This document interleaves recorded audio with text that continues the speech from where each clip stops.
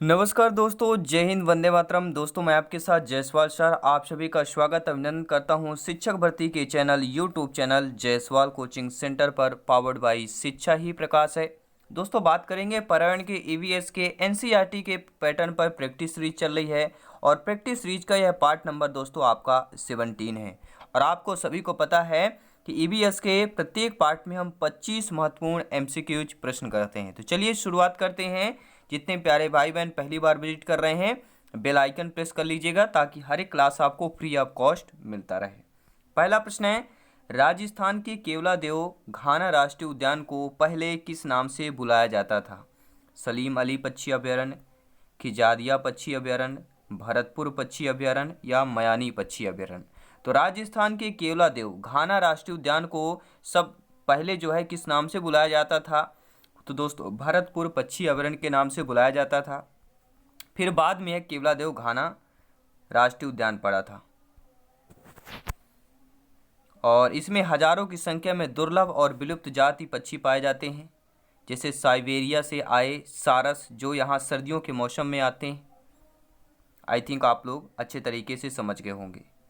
बात करेंगे दोस्तों दूसरे प्रश्न की, आप लोगों की स्क्रीन पर है। ये केवलादेव राष्ट्रीय उद्यान स्थित है कर्नाटक पर, मध्य प्रदेश पर, महाराष्ट्र पर या राजस्थान पर? देखिए, जब भी केवलादेव राष्ट्रीय उद्यान की बात करते हैं, यह किस राज्य पर स्थित है? तो सभी लोग जानते हैं यह राजस्थान राज्य पर स्थित है। केवलादेव राष्ट्रीय उद्यान भारत के राजस्थान के एक विख्यात पक्षी अभ्यारण्य है। इसको पहले भरतपुर पक्षी विहार के नाम से जाना जाता था। इसको 1971 में संरक्षित पक्षी अभ्यारण्य घोषित किया गया और अब 1985 में से विश्व धरोहर में भी घोषित कर दिया गया था। तीसरा प्रश्न है, आई होप सभी प्यारे मित्र क्लास को लाइक कर दिया होगा। बहुत बहुत धन्यवाद सभी साथियों का, सभी भावी अध्यापक अध्यापिकाओं का। तीसरा प्रश्न है, अन्नामलाई टाइगर रिजर्व किस राज्य पर है? तेलंगाना, मध्य प्रदेश, तमिलनाडु, केरल? सभी कमेंट करेंगे जिनका सपना है गवर्नमेंट टीचर बनना, अध्यापक अध्यापिका बनना। देखिए दोस्तों, अन्नामलाई नाम से ही पता चलता है हम किस राज्य की बात कर रहे हैं। टाइगर रिजर्व किस पर है? तो अन्नामलाई की जब भी बात करते हैं ऑप्शन नंबर तमिलनाडु की बात करते हैं। इंदिरा गांधी वन्यजीव अभ्यारण्य और राष्ट्रीय उद्यान अन्नामलाई टाइगर रिजर्व तमिलनाडु राज्य के कोयम्बटूर जिले में पोलाची, वेलपराई और उदुमलपेट तालुकों की अन्नामलाई पहाड़ियों पर स्थित है। 108 वर्ग किलोमीटर में फैला राष्ट्रीय उद्यान 958 वर्ग किलोमीटर की इंदिरा गांधी वन्यजीव अभ्यारण्य का महत्वपूर्ण क्षेत्र माना जाता है और 1974 में इस अभ्यारण्य के रूप में अधिसूचित में से शामिल कर लिया गया था। चौथा प्रश्न है, सिमलीपाल टाइगर रिजर्व किस राज्य पर स्थित है? महाराष्ट्र, आंध्र प्रदेश, छत्तीसगढ़, उड़ीसा? सभी कमेंट करेंगे। जी हाँ, सिमलीपाल टाइगर रिजर्व यह किस राज्य पर है? अगर आपका जवाब उड़ीसा है तो बिल्कुल आपका सही जवाब है ऑप्शन नंबर डी की बात करेंगे। सिमलीपाल टाइगर रिजर्व किस राज्य पर है? तो आपके उड़ीसा राज्य पर स्थित है। सिमलीपाल, कुल्हिड़ा, हाथगढ़ हाथी रिजर्व जिसे मयूरभंज एलिफेंट रिजर्व के नाम से जाना जाता है। यहाँ 3 संरक्षित क्षेत्र है, सिमलीपाल टाइगर रिजर्व, हाथगढ़ वन्यजीव सेंचुरी या कुल्हिड़ा वन्यजीव सेंचुरी के नाम से जाना जाता है और 2009 में यूनेस्को वैश्विक जैव मंडल रिजर्व के तहत यह आरक्षित किया गया है। पांचवा प्रश्न है, अमराबाद टाइगर रिजर्व किस राज्य पर है? महाराष्ट्र, आंध्र प्रदेश, तेलंगाना, पश्चिम बंगाल? देखिए, कुछ ऐसे नाम होते हैं उस स्टेट से रिलेटेड नाम होते हैं, उस क्षेत्र एरिया के नाम से रिलेटेड होते हैं। तो अमराबाद टाइगर रिजर्व यह कहाँ पर, यह किस राज्य पर है? तो सभी जानते हैं तेलंगाना, जो आपका नया राज्य बना है तेलंगाना, इस पर स्थित है। अमरा टाइगर रिजर्व तेलंगाना में स्थित है और पहले यह कहाँ पर था? आंध्र प्रदेश। जब तेलंगाना अलग नहीं था तो पहले आंध्र प्रदेश में था। अब तेलंगाना राज्य अलग हो गया तो यह तेलंगाना राज्य पर आ गया है। छठवां प्रश्न है, पन्ना राष्ट्रीय उद्यान किस राज्य पर है? तो देखिए, नाम से ही पता चलता है पन्ना जिला किस पर है? तो सभी लोग जानते हैं मध्य प्रदेश के एक प्रमुख जिला पन्ना जिला है, जो छतरपुर सतना के आसपास है, बगल का पड़ोसी डिस्ट्रिक्ट कहलाता है। तो पन्ना राष्ट्रीय उद्यान किस राज्य पर है? मध्य प्रदेश की बात करेंगे और इसकी स्थापना 1981 में हुई, ईस्वी में हुई थी और मध्य प्रदेश के छतरपुर पन्ना जिले में हुई है। और इस राष्ट्रीय उद्यान को 1994 में भारत का 22वां बाघ अभयारण्य घोषित किया गया था, 22वां। और पन्ना राष्ट्रीय उद्यान के मुख्य आकर्षण यहाँ पर बाघ, चौसिंगा हिरण, चिंकारा, सांभर, जंगली बिल्ली, घड़ियाल, मगरमच्छ, नीलगाय आदि हैं। 7वां प्रश्न है, इंद्रवती टाइगर रिजर्व किस राज्य पर है? तेलंगाना, राजस्थान, छत्तीसगढ़, पश्चिम बंगाल। आपका कमेंट, आपका फीडबैक, आपका ओपिनियन क्या कहता है, सभी कमेंट करेंगे। हम बात कर रहे हैं दोस्तों इंद्रवती टाइगर रिजर्व की बात कर रहे हैं। इंद्रवती टाइगर रिजर्व आपके छत्तीसगढ़ पर है, ये आपको ध्यान दें। इंद्रवती नाम आए तो छत्तीसगढ़ राज्य पर क्लिक करना है, क्योंकि एक इंद्रवती नदी के किनारे स्थित है, इसलिए इसका नाम इंद्रवती टाइगर रिजर्व पड़ गया है। और यह दुर्लभ जंगली भैंसों के लिए संरक्षित उद्यान है। इसका कुल क्षेत्र 2699 वर्ग किलोमीटर है। 8वां प्रश्न है साथियों, स्क्रीन पर है कि कौन सा उद्यान बांग्लादेश के साथ भी अपनी सीमाओं को साझा करता है? सुंदरवन राष्ट्रीय उद्यान, काजीरंगा राष्ट्रीय उद्यान, कंचनजंगा राष्ट्रीय उद्यान, पन्ना राष्ट्रीय उद्यान। देखिए बांग्लादेश के साथ मतलब बांग्लादेश के पास जो आपका राज्य है, ठीक है, वहां पर होगा। तो पन्ना तो राष्ट्रीय उद्यान तो होगा ही नहीं, क्योंकि यह आपका है ही नहीं है, ठीक है। तो कौन सा कहला जाएगा? सभी जानते हैं सुंदर वन राष्ट्रीय उद्यान। काजीरंगा असम पर है, सभी लोग जानते हैं। तो सुंदर वन राष्ट्रीय उद्यान बांग्लादेश के साथ अपनी सीमा का साझा करता है। यह पश्चिम बंगाल राज्य के दक्षिणी भाग में गंगा नदी के सुंदर वन डेल्टा क्षेत्र में स्थित है, एक राष्ट्रीय उद्यान है और बाह्य संरक्षित क्षेत्र बायोस्फीयर रिजर्व क्षेत्र है।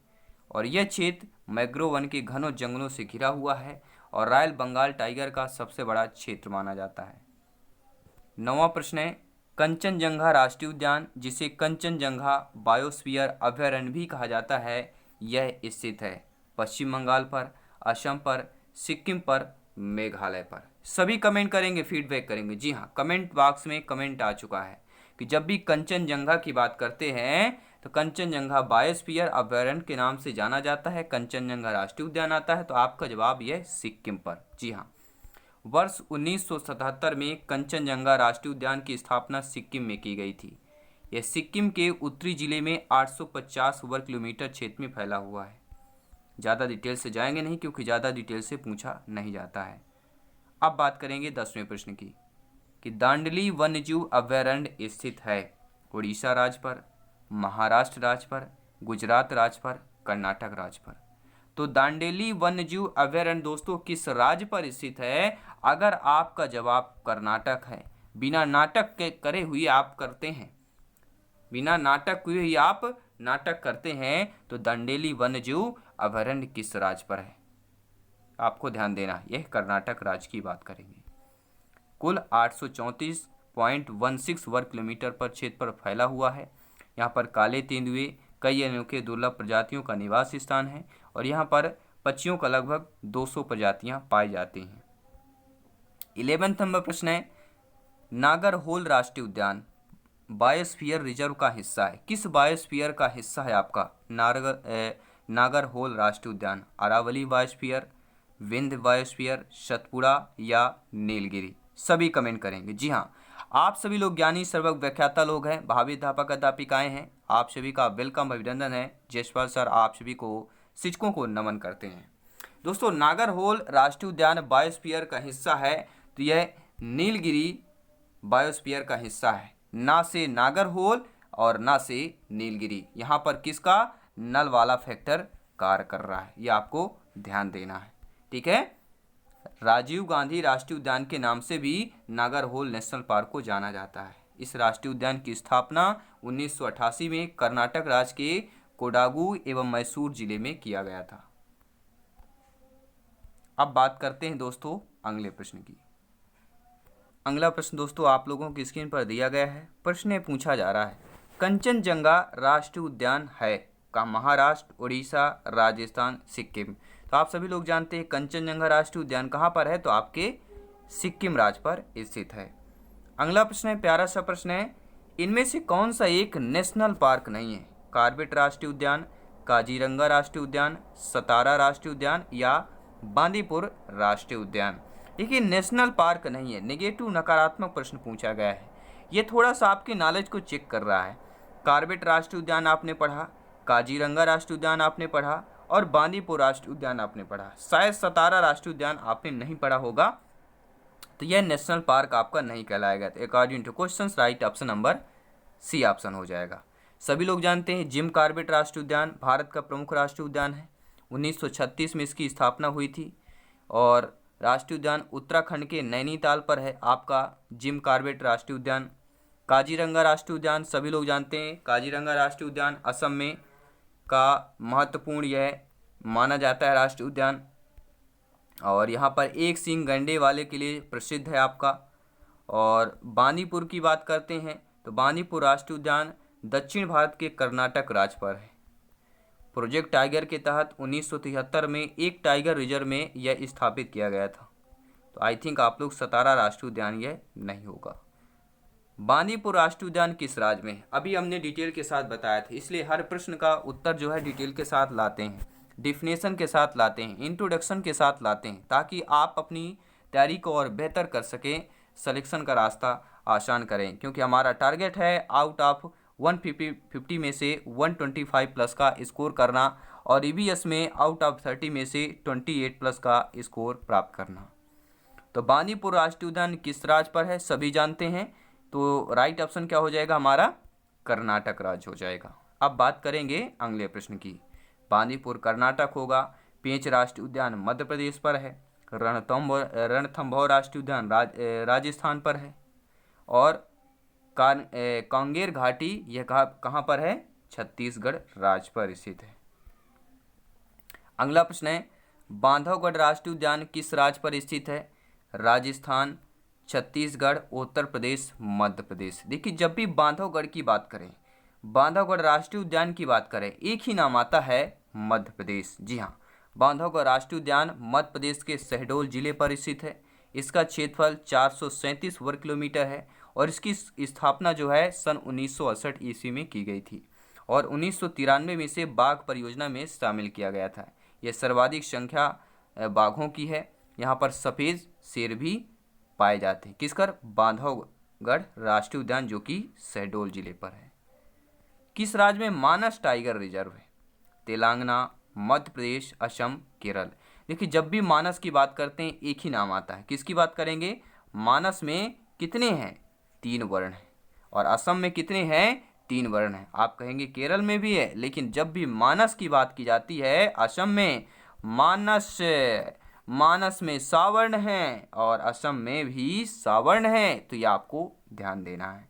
तो मानस राष्ट्रीय उद्यान असम स्थित पर है और यह प्रमुख राष्ट्रीय उद्यान माना जाता है। यहाँ पर एक सींग वाले गंडे, भारतीय गंडा और 12 सींगा के लिए संरक्षित क्षेत्र माना जाता है और भूटान के तराई में बोडो में 36% की देखरेख में 950 वर्ग किलोमीटर पर यह स्थित है और 1985 में विश्व धरोहर स्थल पर यह दर्जा दिया गया था या इसको प्राप्त हो गया है। अगला प्रश्न है दुधवा टाइगर रिजर्व किस राज्य पर है? दुधवा, देखिए दुग्ध की बात करते हैं, सभी को पता है यूपी अव्वल नंबर 1।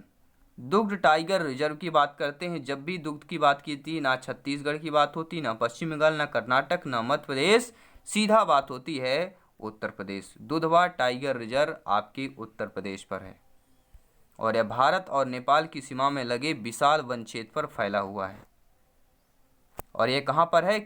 उत्तर प्रदेश के खीरी जनपद पर स्थित है। यह बाघों एवं 12 सींगा के लिए विश्व प्रसिद्ध है और 1 फरवरी 1977 ईस्वी को दुधवा को जंगलों को राष्ट्रीय उद्यान बनाया गया था। 18वां प्रश्न दिया गया है दचीगाम राष्ट्रीय उद्यान स्थित है उत्तराखंड में, मिजोरम में, जम्मू कश्मीर में या हिमाचल प्रदेश में? देखिए हम ये प्रश्न ऑलरेडी कर चुके हैं, बहुत ही इंपॉर्टेंट प्रश्न है। दचीगाम राष्ट्रीय उद्यान सभी को पता है JNK अर्थात जम्मू और कश्मीर पर स्थित है। ठीक है, ये प्रमुख आपके राष्ट्रीय उद्यान स्थान है। दचीगाम जम्मू कश्मीर पर, राजाजी नेशनल पार्क उत्तराखंड राज्य पर, डंपा मिजोरम पर, पिन वैली हिमाचल प्रदेश, यह आपको याद रखना है। कंवल टाइगर रिजर्व यह राज्य कहाँ पर है या किस राज्य पर है? कर्नाटक, तेलंगाना, तमिलनाडु, पश्चिम बंगाल। देखिए कंवल टाइगर ये आपको ध्यान देना है। तो कंवल टाइगर रिजर्व कहाँ पर है? जो आपका नया राज्य तेलंगाना बना हुआ है वहाँ पर स्थित है। कबर टाइगर भारत के तेलंगाना राज्य पर है। भारत सरकार ने इसे 2012 में बाघ अभयारण्य के रूप में घोषित किया गया था और यह टाइगर रिजर्व तेलंगाना राज्य के उत्तरी क्षेत्र का सबसे पुराना टाइगर रिजर्व है और इस अभयारण्य में सागौन वनों की अधिकता पाई जाती है। प्रश्न आ सकता है कि किस अभयारण्य में सागौन वनों की अधिकता पाई जाती है, तो कबर टाइगर रिजर्व जो कि तेलंगाना राज्य पर स्थित है। 20वां प्रश्न दोस्तों है, कल्लाकड़ मुंडाथुराई टाइगर रिजर्व किस राज्य पर है, तो सभी को पता है यह दक्षिण भाग इलाके का नाम है, तो दक्षिणी जो आपके राज्य है वहीं से होगा। ठीक है, तमिलनाडु, छत्तीसगढ़, अरुणाचल प्रदेश, उत्तराखंड। तो सभी लोग जानते हैं उत्तराखंड भी नहीं हो सकता, ना ही छत्तीसगढ़, ना ही अरुणाचल प्रदेश। तो कौन सा हो जाएगा, बात करेंगे तमिलनाडु की। देखिए बांदीपुर कर्नाटक पर है, कॉर्बेट नेशनल पार्क उत्तराखंड पर है, कान्हा राष्ट्रीय उद्यान मध्य प्रदेश पर है, मानस असम पर है, रणथंभौर राजस्थान पर है, सुंदरवन पश्चिम बंगाल, पेरियार केरल पर है, सरिस्का राजस्थान पर है, दुधवा उत्तर प्रदेश पर है, तदोबा अंधेरी महाराष्ट्र पर है, दंपा मिजोरम पर है। ये आपको याद रखना है। सारे यहाँ पर महत्वपूर्ण हमने आपको बता दिए जो एग्जाम के लिए बहुत ही महत्वपूर्ण है। रणथंभौर टाइगर रिजर्व किस राज्य पर है, राजस्थान, सभी लोग जानते हैं। अव्वल आता है। बात करेंगे रणथंभौर राष्ट्रीय उद्यान किस राज्य पर है। देखिए राष्ट्रीय उद्यान आ जाए या टाइगर रिजर्व आ जाए तो आपको कंफ्यूज नहीं होना है, इसलिए हमने 2 प्रश्न इसके बनाए हुए हैं। तो रणथंभौर राष्ट्रीय उद्यान अगर पूछा जाए या रणथंभौर राष्ट्रीय पार्क पूछा जाए तो आपका जवाब यही होना चाहिए, राजस्थान। ठीक है, और इसकी 1973 में इसके 1113.364 वर्ग किलोमीटर क्षेत्र में प्रोजेक्ट टाइगर के अंतर्गत रणथंभौर बाघ संरक्षित क्षेत्र घोषित किया गया था। अगला प्रश्न है, कान्हा टाइगर रिजर्व किस राज्य पर है, महाराष्ट्र, आंध्र प्रदेश, छत्तीसगढ़, मध्य प्रदेश। सभी जानते हैं जब भी कान्हा का नाम आता है मध्य प्रदेश का नाम आ ही जाता है। कान्हा की मधुरता और मधुरता से ही मध्य प्रदेश बना हुआ है। तो कान्हा टाइगर रिजर्व आपके मध्य प्रदेश राज्य पर स्थित है। सभी कमेंट करेंगे, फीडबैक करेंगे। और दोस्तों फ्री में नोट्स पीडीएफ फाइल प्राप्त करना चाहते हैं तो आज ही टेलीग्राम ऐप इंस्टॉल करें, वहां पर सर्च करें जयसवाल कोचिंग सेंटर। सारे पीडीएफ फाइल हर एक क्लास का आपको फ्री ऑफ कॉस्ट मिलेंगे, क्योंकि राष्ट्र हित में शिक्षक का परिवार है, आपका परिवार है, अपना परिवार है, टीचर्स फैमिली है। कान्हा टाइगर रिजर्व मध्य प्रदेश पर है। कान्हा को 1933 में अभयारण्य के तौर पर स्थापित किया गया था और 1955 में राष्ट्रीय पार्क घोषित किया गया था। 1973 में प्रोजेक्ट टाइगर के तहत उद्यान का 917.43 वर्ग किलोमीटर का क्षेत्र कान्हा बाघ संरक्षित घोषित कर दिया गया था और यहाँ पर बाघ, काला हिरण, बारहसिंगा, सांभर, चीतल आदि वन्यजीव पाए जाते हैं। 2 प्रश्न और है, महत्वपूर्ण प्रश्न है, इनको भी जान लेते हैं। काजीरंगा राष्ट्रीय उद्यान किस लुप्तप्राय प्राणी का इकलौता प्राकृतिक आवास है, हिम तेंदुआ, एक सींग का गैंडा, एशियाई सींग या दलदली हिरण। सभी जानते हैं काजीरंगा राष्ट्रीय उद्यान किस लुप्तप्राय प्राणी का इकलौता प्राकृतिक आवास है, वह है काजीरंगा जो कि असम पर है, एक सींग गैंडा की बात करते हैं। जी हाँ, एकमात्र प्राकृतिक आवास है, यह आपको ध्यान देना है। सभी नोट करेंगे। जी हाँ, और सभी इतना तो जानते हैं कि इसकी संख्या हिमालय की तलहटी नदियों वाले वन क्षेत्रों तक सीमित है। इतिहास में भारतीय गैंडा सिंधु, गंगा, ब्रह्मपुत्र नदियों के मैदानी क्षेत्रों में पाकिस्तान से लेकर भारतीय वर्मा सरहद तक यह पाया जाता है और अंधाधुंध शिकार के कारण 20वीं सदी की शुरुआत में यह विलुप्तता की कगार पर खड़ा हो गया है। 25वां प्रश्न है साथियों, भारत में 1936 में स्थापित प्रथम राष्ट्रीय उद्यान का क्या नाम रखा गया, कान्हा राष्ट्रीय उद्यान, भरतपुर राष्ट्रीय उद्यान, हेली राष्ट्रीय उद्यान या राजाजी राष्ट्रीय उद्यान। तो भारत में 1936 में स्थापित प्रथम राष्ट्रीय उद्यान कौन सा है, तो वह है दोस्तों हेली राष्ट्रीय उद्यान। जिम कॉर्बेट राष्ट्रीय नेशनल पार्क उत्तराखंड पर है, नैनीताल जिले पर है।